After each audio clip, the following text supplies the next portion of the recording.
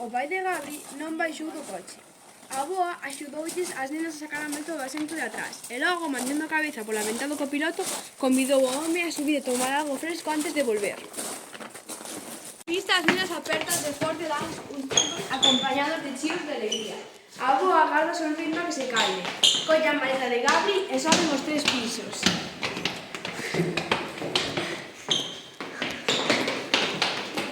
Pero non nos pode pasar nada. Miña nai xa ten bastante co que lle está a pasar como para que a ti e a min nos pase algo. Tranquila, a miña avoa xa me dixo moi clariño que a nós tampouco nos pode pasar nada, xa que agora xa non é todo gratis despois do suceso.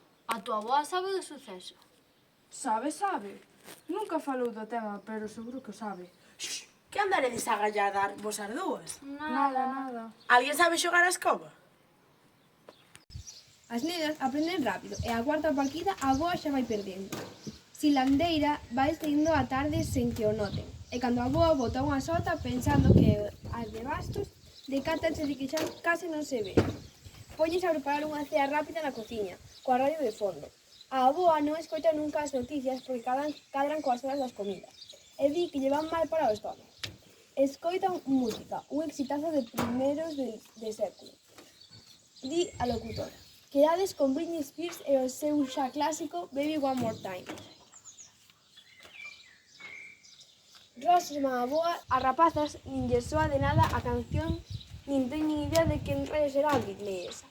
Pero como se lles xunta a alegría de estar xuntas con satisfacción de ter dado unha malleira a escoba avoa, bailan como descosidas mentres poñen a mesa.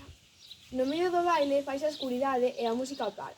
Pola porta da terraza entra aínda un resplandor difuso, insuficiente para que se poida ver os detalles das caras. Avoa, marchou a luz. Xa vexo, filla, xa.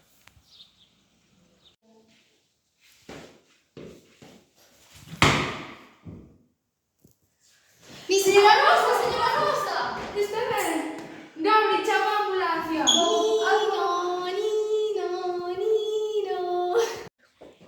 Ring, ring, ring, ring, ring, ring, ring.